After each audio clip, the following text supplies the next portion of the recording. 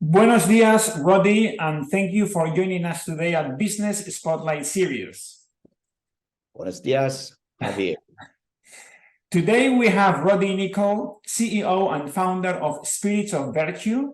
They provide all the flavor and enjoyment of your favorite spirits without the alcohol, and it's handcrafted in Scotland. So, Roddy, you've got a very exciting business. Can you tell us a little bit more of what you do and how long you've been doing it for? Yeah, thanks, Javier. It's a very young business. We're only 6 years old. However, we were second to market. So that gives you an indication of just how young the category is and how exciting the category is. So we have our own facility here just outside Glasgow, and we manufacture a whole range of non-alcoholic spirits from, as you would expect, Scotch whisky, gins, bourbons, rums. Recently, we've moved into tequilas and vodkas. And yeah, I'm very proud of the fact my younger brother and I started the business with no market and spin at our mother's kitchen sink. And here we are now sitting in the factory, and we manufacture on the banks of the Clyde and send it out all around the world. Brilliant. Roddy, what is your favorite drink then? I can see a few bottles behind you. Again, I think always with these things that I always love to think that people have a strategy how they enter the marketplace. And when we look back with rose-tinted glasses, this was the plan, but it's a lot more transactional than that.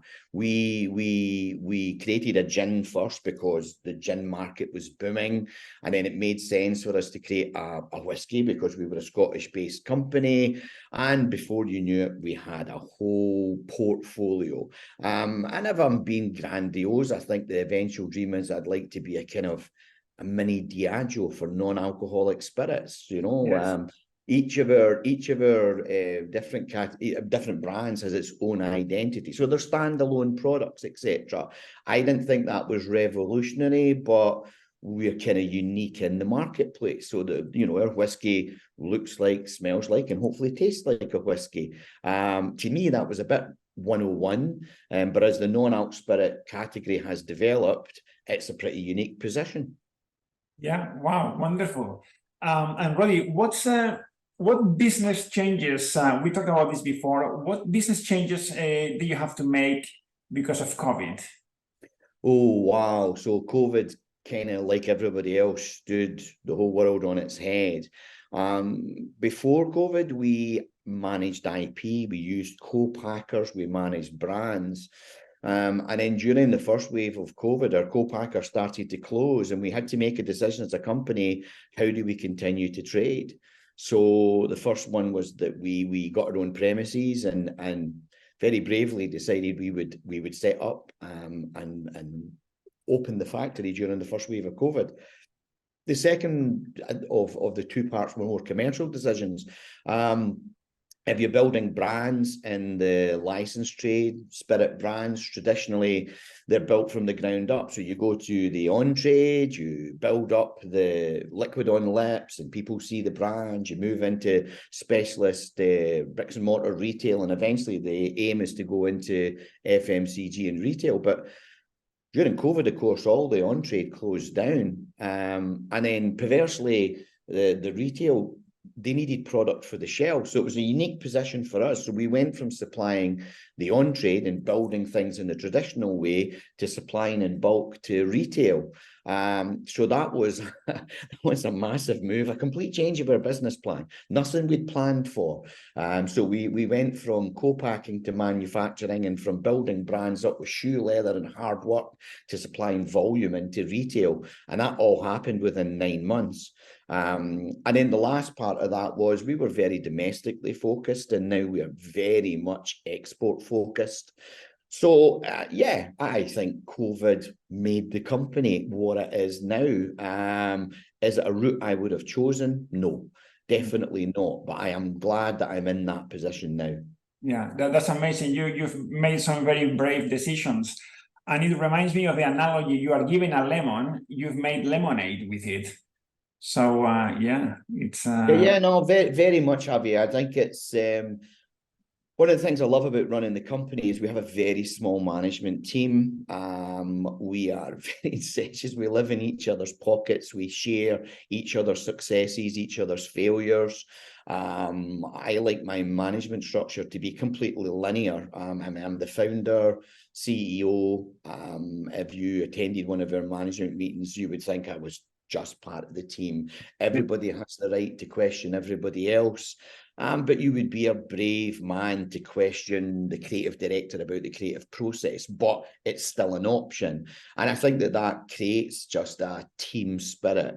And it's what gives us our core strength. Our USP is the ability to react quickly to changes and how they present. And that's especially important because our category is so new. There are no standardized methods of production. There are no standard tastes.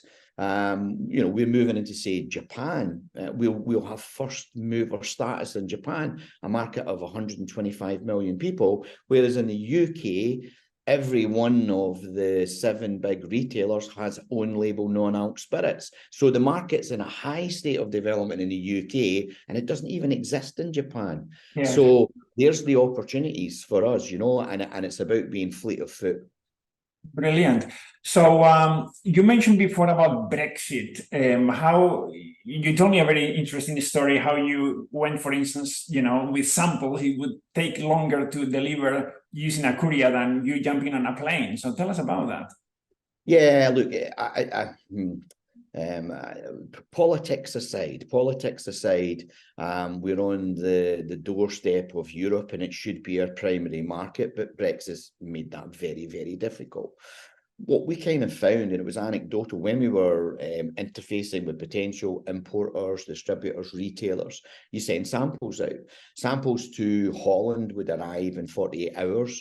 If they went to Germany, they always arrived, but they took longer. And France, maybe 1 in 3, but they would never get through and into Spain. So in other words, from having a single market, we went to a very patchy situation, and we found it was easier to go to Australia, Japan, Korea, the USA, traditionally markets that other people would look at and say, no, that's really difficult. It was harder, and therefore it was easier just to jump on the plane with a suitcase full of bottles and fly out to Barcelona and go and visit the people and actually do it in what was probably the really old-fashioned way of turn up on somebody's doorstep with the samples, make the pitch and do the sale. So yeah, Brexit's again one of those things that I think we pushed into other areas because it was hard to access Europe, but it's settled down now, and I think that possibly within the next 12 to 18 months we'll see us taking a much bigger position in Europe. But that's based on work getting into Japan, India, America. Normally they're the kind of secondary market for a UK based company. Yeah, well, that what you've just said will resonate a lot with some of the exporters watching this recording. So now tell me, you've obviously opened new markets by sending samples and going yourself. Now, going yourself, I would imagine you would build the relationships stronger and faster. How does it compare with the clients you've acquired by going and see them, the distributors, or just via, sending samples and Zoom calls or what have you? Oh, I mean, I think Teams and Zooms and all those kind of technological ways to present have been invaluable, especially during COVID, but they just don't compare to face-to-face. We go on government-sponsored buying missions and we attend trade shows, but actually meeting somebody face-to-face, breaking bread, very much in the traditional way, and getting to know them, you can't replicate it. I mean, you just can't. Yeah. I mean, even actually, to be honest with you, I still think that actually making the effort to go and see somebody and actually having that face-to-face time, and then continuing the relationship on Teams or Zoom or whatever the platform is much easier. But it's that actual physical face-to-face thing that's very, very important. It was difficult during COVID, and since then we've gone out and we attend any show that we can possibly get in front of potential customers. Brilliant. And it also builds trust, doesn't it? Meeting the person face to face. It just builds trust. Yeah, I mean, look, there are some markets in the world where, and again, look, the national characteristics, some markets, the buyers are completely mercantile. It's a transactional thing, and there's probably less of the personality. But there are other particular parts of the world, and I can think of, say, for instance, the Far East and the Middle East, where the personal relationship between you and the other person takes a while to curate. It takes a while to build that trust up. It's not just a case of going in and saying, here is my product, my widget, and it's X amount of dollars a dozen, and you can double your money. That's perversely, I would say that maybe in the States, it's a little bit more transactional, but certainly in the Middle East, you're 3 or 4 visits before you're sitting at the table to talk business. Yes, no, definitely. What's been the biggest learning since you've been a business owner? Wow. The unrelenting need for working capital, and how much of my time and effort and nervous energy that takes out of every day. I would love to have the peace of mind just to get on with running my business without looking at the balance sheet. There you go. Yes. No, it's a growth sucks cash. That's for sure. Growing a 100%. business sucks cash. Yeah, definitely. And you don't want to take your foot off the pedal, Javi. We're in a marketplace that's growing, all right, from a zero base, but it's, all the kind of growth curves are up the way. So it's always foot to the metal. We don't want to take our foot off, and as you said, that sucks in cash, the fuel of the business, all the time. And it would be nice not to have that, and just put energy into just looking at the product and expanding sales. No. And what are your aspirations for the business for the next 5 years? Wow, now there's a big question. I think that we've possibly got to the point where the development part of the products, packaging, liquids is coming to an end. And now it's about the activation and taking that into the marketing, slightly different skills base. I'm looking forward to concentrating more on production logistics and actually having the product on shelf now. Can I anticipate what all of those are? No, but that's what, the unexpected is what makes it exciting. I'd love to say that there will be a point where I can sit back and relax and look at what we've done. But that's not in my nature, Javi. I'm always going to be pushing a bit harder, looking for another opportunity. Maybe we'll move into RTDs, different styles of presentation. I'm going off to China in 6 weeks' time. Maybe we'll start to look at, non-alcoholic variations of Mau Tai or particular local-based spirits. That's what's exciting about it. So this is just a journey. It's not a destination, Javier. That's probably the best way to put it. It's what was it? Who said the mantra of it's not the destination what's important, but being able to smell the flowers in the journey, right? Sometimes we go so fast, we miss the fun to achieve the ultimate outcome. Every single day, almost every single day. There are some days that are a bit harder, but I love coming into work, and I think that at the point where find something that you love doing and you're passionate about, and you'll never work again. And that's probably or the other one, which is a little bit more trite, is the harder I work, the luckier I get. Yeah, definitely. What does the future look like, and what do you see as the main challenges moving forward? The main challenges moving forward, there's still a lot of flex in the marketplace in terms of we haven't settled down on what the final products will be. We have a lot of the really big boys moving into the category. you know, the Pernod Ricards, Suntory Beams, Diageos of the world. I don't actually see them as competition. I don't compete at that level, but they pump and will pump hundreds of millions into the category, which means it raises awareness and creates opportunity for SMEs like myself to take advantage. So I think, yeah, the expansion into 20% of the world's population is Muslim. They don't drink. We produce halal-based products, so there's fantastic opportunity there. And yeah, I think that as I said, I think that the pace, you know, none of the products are into South America yet. I think again that's a cultural thing. It will take 5 or 6 years. So I think the market is there, and it's exciting, and it's going to be at different stages of development all over the globe, which means that as a UK-based company, and then I would say the UK is the lead market in the world, the most developed no-low marketplace, that we can take that skills base and sell it round the globe. Because retailers, stockists know they have to take a position, but they need the data. And it's that point that we can jump into that space. And that position, that picture's always going to change. Yes. All your business is business to business. Do you sell online for people who might want to buy a bottle here or a crate there?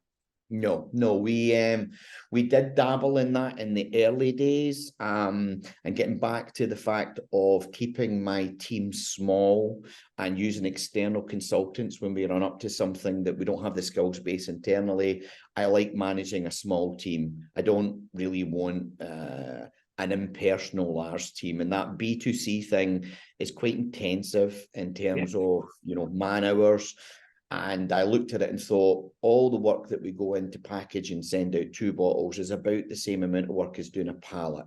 Let's sell a pallet rather than a bottle. So yeah, definitely. leave the B2C stuff to specialists in their field, which is, you know, the financial director can maybe sit and cry about the lost margin, but I'll look at the level of turnover that it's bringing in and how it spreads the word and etc.